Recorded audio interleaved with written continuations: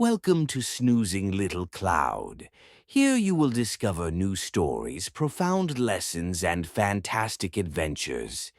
If you like them, remember to support us by subscribing to the channel and activating the bell. Now make yourself comfortable, close your eyes, and let's begin the journey. Chapter 13.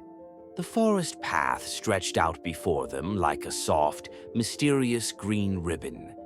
The air smelled of wet grass and filtered light. Each step made a soft sound, almost an invitation to proceed more slowly. The little animal trotted ahead of Nikos, stopping every now and then to look at him as if to say, "Are you coming? Look, there's something beautiful here." Philon observed everything with the calmness of someone who knows the silent language of nature. "Can you hear it too?" Nikos asked in a low voice. "Yes," replied Philon. "It's as if the forest is waiting for us." The boy looked around, intrigued. "Waiting? But why us?" Philon smiled with his characteristic serenity. "Because we're not here by chance. When someone walks through these places with an attentive heart, the ancient trees feel it." They walked for a few more minutes until the vegetation opened up to reveal those enormous trunks, as tall as the columns of a forgotten temple. Nikos stopped, enchanted. "They're gigantic, and they're more alive than you think," said Philon. "They listen, they remember, and sometimes they speak." The little animal approached one of the trunks and tapped it with its paw. A soft thud echoed through the wood, like a low, harmonious note. "Did you hear that?" whispered Nikos. Philon nodded. "He hears them better than we do. Small animals can hear what we humans sometimes forget." Nikos approached slowly. "Can I touch it? If you do it respectfully, yes." The boy placed his hand on the trunk. It was warm, not cold as he had expected, and it vibrated, a slight vibration like a held breath. Then, like a voice coming from within and not from outside, a sensation passed through him. Nikos's eyes widened. "Philon, I saw something." "What?" "The three of us, me, you, and him." He pointed to the small animal, which was now staring at Nikos with an almost intelligent attention. "We were sitting by a fire. We were happy, united." Philon was silent for a moment, then smiled. "The ancient trees never show useless images. Perhaps they are reminding you of something simple." "What?" asked Nikos. "That bonds are built day by day like a path. Sometimes it's enough to slow down, listen, and stay present. And you're already doing all that." Nikos remained silent, absorbing those words. The little animal approached and rubbed its head against his leg, making a soft sound like the tinkling of distant bells. "Hey, did you hear that too?" Nikos asked, laughing softly. The little animal made a sound, a kind of bro, and sat down as if to say, "Of course, I already knew." Nikos looked at Philon. "Do you think it's already becoming my friend?" Philon crossed his arms, watching the scene with tenderness. "I think it has been since it first saw you, but it's up to you to decide whether to accept what it's offering you." Nikos looked down at the little creature. "I want to accept it." The little animal began to hop around him, happy. Then another breeze swept through the area. The leaves on the trees trembled, and small silver leaves fell from above, sparkling like stars. Nikos watched them fall slowly. "It's as if they're saying goodbye." "Or perhaps," said Philon, "as if they're blessing us." They walked for a few more minutes with the sun's rays filtering down from above and the soft sound of the leaves lulling them. It was then that Nikos spoke, almost without meaning to. "Philon, In your opinion, to be wise, must one always listen? Philon looked at him with calm eyes. Listening is the beginning of wisdom. Those who listen understand. Those who understand grow. And those who grow can guide others. I'll try, said Nikos. You don't have to try, Nikos. You just have to live mindfully. The rest will come naturally. And so, with lighter hearts, the three continued along the path. The forest slowly seemed to become brighter. Chapter 14. The light of sunset slipped through the giant branches of the forest, tinging the air with orange reflections that seemed to dance like tiny living sparks. Nikos advanced slowly, his hands still light and raw from the day's exertions. Each step sank into a soft carpet of enormous leaves, as wide as sails, which bent as he passed, producing a deep, almost musical rustling sound. At his side, Philon watched everything with a watchful eye, letting the cool evening air caress his skin.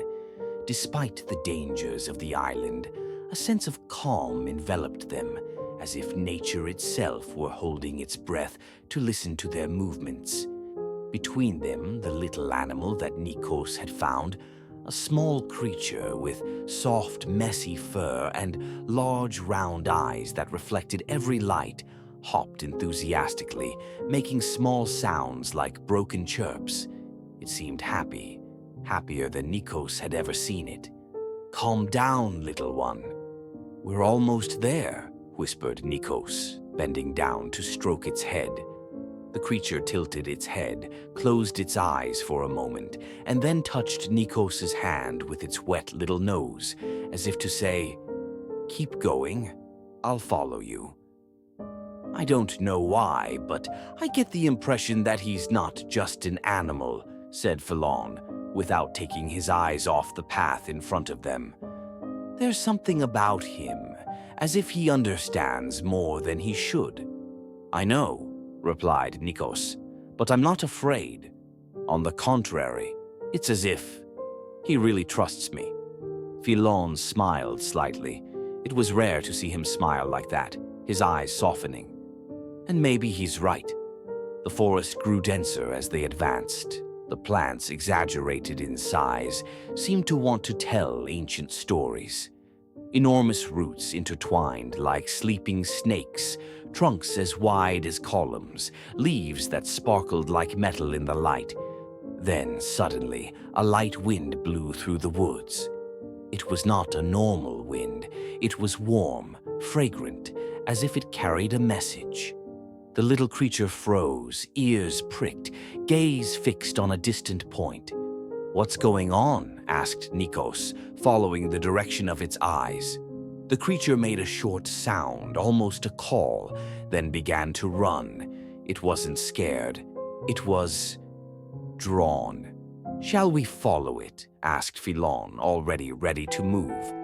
Nikos nodded without hesitation. The small animal led them through colossal trees, past a natural arch formed by intertwined roots, to a place where the forest seemed to open up like a curtain. Before them lay a huge clearing, illuminated by thousands of blue lights suspended in midair. They were like fireflies, but of an almost surreal size. Each small luminous sphere floated slowly, almost breathing, emitting a soft, pulsating light. "By all the gods," whispered Philon, enraptured, "it's beautiful." Nikos couldn't answer. He felt a warmth rising from his chest, as if the vision were speaking directly to his heart. It was an ancient, sacred place, yet welcoming, as if it had been created especially for them. The small animal stopped in the middle of the clearing, sat down on its hind legs, and looked at Nikos gently. There was gratitude in its eyes, deep, almost human. "Wait," whispered Nikos, approaching. "Is this what you wanted to show us?" The creature approached and brushed his chest with its head as a gesture of pure, innocent affection.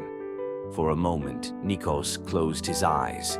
He felt loved, protected. He felt that this creature was not just a traveling companion, but a bond destined to grow. The clearing suddenly came alive. The lights began to move in slow circles, creating patterns in the air, as if dancing. The wind gently lifted the leaves around them. Everything seemed part of a single harmony. "I think we've found a refuge," said Philon, placing a hand on Nikos' shoulder. "And perhaps much more." Nikos knelt down next to the creature, who curled up on his legs, tired after running. The boy picked her up gently and held her to his chest, feeling her little heart beating fast but calmly. "I promise I'll never leave you alone," he whispered, almost like a solemn vow. The forest seemed to respond with a long breath, and in the deep quiet of that sacred clearing, amid suspended lights and enormous trees that silently protected their footsteps, Nikos understood that this was only the beginning of a bond that would change everything. A new chapter in his life was beginning, not with battle, not with fear, but with a small heart entrusted to his. Chapter 15, Steps in the Shadows of the Jungle. Dawn filtered through the island's giant foliage, tinting the sail-like leaves with gold and pink. The air was fresh, scented with sap and damp earth, and the song of unknown creatures vibrated among the trees. Nikos stretched slowly, stroking the small orange animal, Oru, his new companion, who slept curled up against his side, emitting a soft purring sound. "Good morning, sleepyhead," Nikos murmured with a smile. Oru yawned, opening his tiny round mouth, then climbed onto the boy's shoulder with a series of small, light jumps. Philon, already awake, was checking his backpack. "Today we're exploring north," he said, staring at the map he had drawn by hand the night before. "That's where we heard the strangest sounds yesterday. They could lead us to springs, shelters, or trouble." Nikos nodded, looking at the jungle that disappeared into a tangle of deep shadows. "Whatever is out there," he replied, "we can't stay still." The ground was soft beneath their feet as they advanced. The forest enveloped them completely. Some plants were towering, with round roots that looked like columns of ancient temples. Others grew in bright clusters, with small fruits that pulsed like slow stars. Oru leaned over occasionally to smell them, but Nikos gently held him back. "Don't touch everything that glitters, little one. We don't know what's edible and what's just trying to lure us in, to eat us." Oru stuck out his tongue playfully, and Philon chuckled softly. The deeper they went, the more alive the jungle became. The sound of enormous wings, heavy footsteps in the distance, guttural calls that made the air vibrate. Yet everything seemed part of a great balance, an ancient breath. After an hour, the two stopped in front of a circular clearing. The grass was flattened as if something enormous had been resting there. "What did this?" whispered Nikos. Philon crouched down, observing the marks. "I don't know, but it's not recent, maybe a few nights ago." Oru, however, did not seem intimidated at all. He detached himself from the boy's shoulder and trotted to the center of the clearing, sniffing the ground. "Oru, come back here," Nikos called, but the little animal remained motionless. His triangular ears suddenly pricked up. Silence. A sudden, heavy, total silence, as if the entire forest had held its breath. "Nikos," whispered Philon, putting a hand on the hilt of his knife. "Something is watching us." Nikos didn't have time to answer. From the edge of the clearing, between two tree trunks, a pair of enormous eyes lit up in the darkness. Bright, yellow, deep. Oru let out a sharp whistle, jumping suddenly into the boy's arms. The creature took a step forward, and only then did Nikos see what was staring at them. A gigantic animal, similar to a feline but with a blue-striped body and a forked tail that whipped the air. Every muscle seemed carved in stone. Its paws sank into the ground like hammers. Yet it did not growl, it did not bare its teeth. It just watched. "Is it waiting?" Philon whispered. Nikos took a deep breath, trying to stay calm. He could feel his heart pounding, but he also had an inexplicable feeling. The creature didn't seem to want to attack. "Oru, what do you think?" he asked. The little animal slowly slid down from his arms, took 2 steps forward, stopped, and then performed a tiny, almost ritualistic bow. The enormous creature tilted its head. Silence. Then, in a surprising gesture, it sat down. Its ears lowered slightly, and a deep, low sound, almost like a friendly growl, spread through the clearing. Philon was speechless. "I can't believe it. It's greeting us." Nikos smiled, relieved. "It seems that Oru has more courage than all of us put together." Oru puffed out his chest proudly. The giant beast let out another, gentler sound and slowly returned to the shadows of the trees until it disappeared completely. The forest began to breathe again. Philon exhaled a long sigh.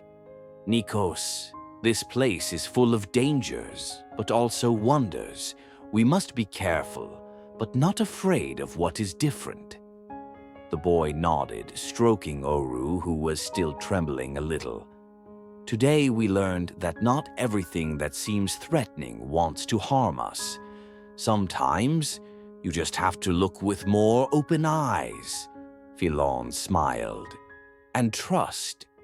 They resumed their journey, more united, more cautious, but also more fascinated by the mystery of the island. As they disappeared into the jungle, Oru took one last look at the spot where the great creature had vanished. And a small flash of understanding shone in his eyes, as if he had recognized an ancient spirit, a promise, a sign. Chapter 16. The sun was setting behind the hills when Nikos and Philon reached the silent clearing. Nikos's little animal was restless, moving its ears back and forth, as if it sensed something they couldn't see. "I don't like this place," Nikos muttered, clutching the shoulder bag containing his notes on the mysterious energy they had been chasing for days. Philon, more cautious but determined, scanned the air around them. "It's too quiet, as if everything were waiting." The little animal made a low sound, almost a growl, and climbed onto Nikos' shoulder. His pupils suddenly dilated. "Did you hear that too?" asked Nikos. Philon nodded. "Yes, there's something behind us." They turned around. Nothing, just motionless trees and long shadows. But then, a beating. Not of wings, not of footsteps, something halfway between a pulse and a breath. A call that belonged neither to an animal nor to a human being. The air vibrated slightly. Nikos clenched his teeth. "It's the same feeling I had when we found the fragment of the ancient seal." "Which means," concluded Philon, "that we are not alone." At that moment, Nikos's little animal jumped down and ran into the undergrowth, as if drawn to a specific point. Nikos followed him quickly. "Philon, come, it found something." Philon caught up with him, and together they stopped in front of an old hollow tree trunk. Inside, bathed in a faint bluish light, was a symbol carved into the bark, the same one that appeared on the map they had been trying to decipher for days. "This shouldn't be here," whispered Phelon. Or, said Nikos tensely, someone brought it here on purpose. Before they could say anything else, a sudden noise made them turn around. Broken branches, crushed leaves, a long, tall shadow, silent as fog. It was approaching. Nikos's little animal took refuge in its master's arms, trembling. Phelon, Nikos said, almost without a voice. That's not an animal. The figure stopped a few meters away from them. Then it spoke, a deep, distorted voice, as if it came from someone who had not breathed for a long time. You shouldn't be here. Nikos took a step back. Phelon stepped in front of him, ready to react. Who are you? Phelon shouted. What do you want from us? The shadow barely moved. It didn't attack, it didn't approach. It simply pointed to the symbol on the trunk. You have opened what should have remained closed. An icy wind swept through the clearing. The leaves rose in a sudden whirlwind.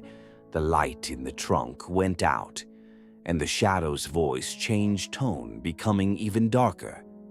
Now, it will come for you. Before Nikos or Phelon could react, the shadow vanished. Not running, not dissolving, going out like a candle being snuffed. Silence returned. But it was no longer a normal silence. It was a silence that promised something much worse. Nikos looked at Phelon with wide eyes. What? What will come for us? Phelon did not answer. The only sound was a distant, deep beat, like an ancient heart awakening. That's all for today's story. If you enjoyed it and would like to hear more, please like and subscribe to the channel. Now, take a deep breath and relax. Good night.